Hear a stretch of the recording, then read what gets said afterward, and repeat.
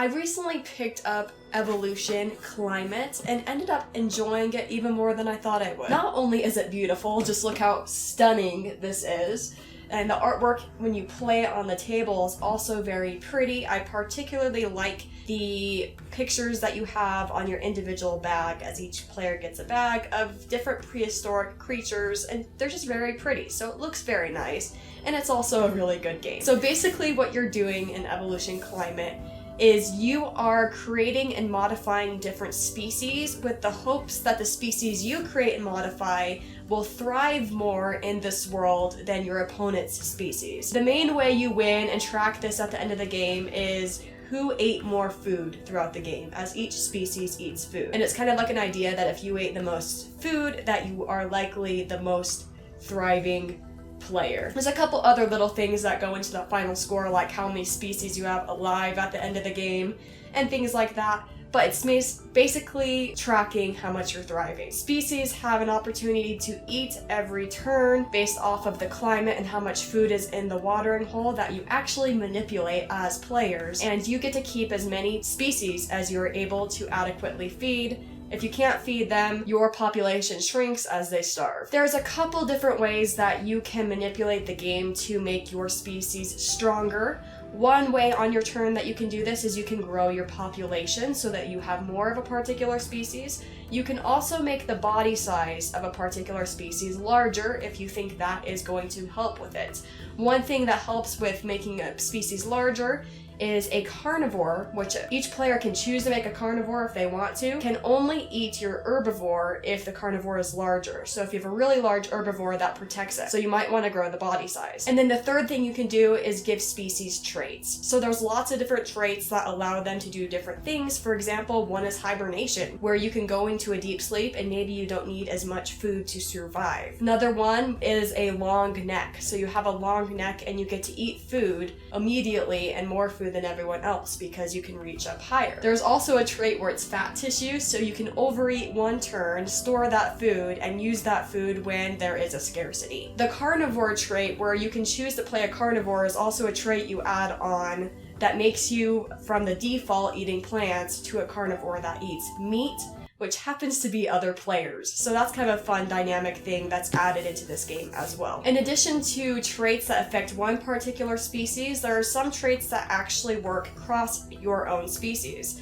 So one of them is cooperation, which means that when one of your species eats, they also end up feeding another species. So you have those things that can work across your species as well, making it complex and adding a lot of strategy to the game. So the traits that you can add to your animals really allows you to be able to make a master combination that can be really hard for your opponents to deal with. Now, even though you can have this master combination with traits, there is another element of the game that is really vital to balance it out so that everyone has a fair chance to win, even if they start out behind. And that is the climate tracker. Different climates cause different things to happen. For example, if it gets really, really hot and you have a really, really large animal, they are likely to suffer in that heat. Conversely, if it gets really, really cold on the climate tracker and you have a really small animal, they are likely to freeze to death. So the size of your animal might matter depending on the different climates that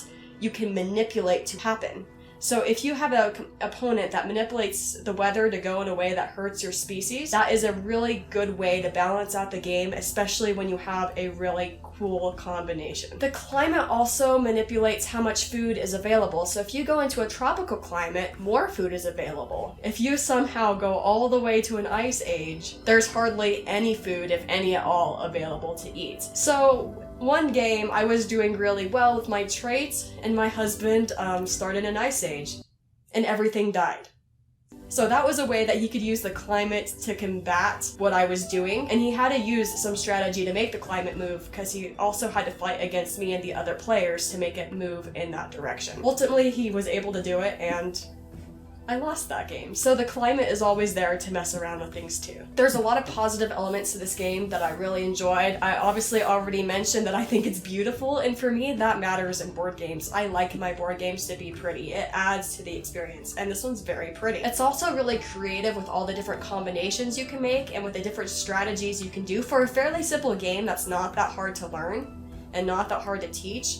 There's a lot of different ways you can go about playing it, which is something I really enjoyed. I love the creativity I can implement that made my approach to playing the game different than each of my opponents. As I mentioned previously, I also think it's really great how well the climate and the weather that you can implement in this game balances out really overpowered traits to where there's never a situation where you have no chance of making a difference and you definitely lost, because those balance each other out so well and make the mechanics of this game very functional. Now, I will say that there's definitely one major downside to this game, and that is the Carnivores.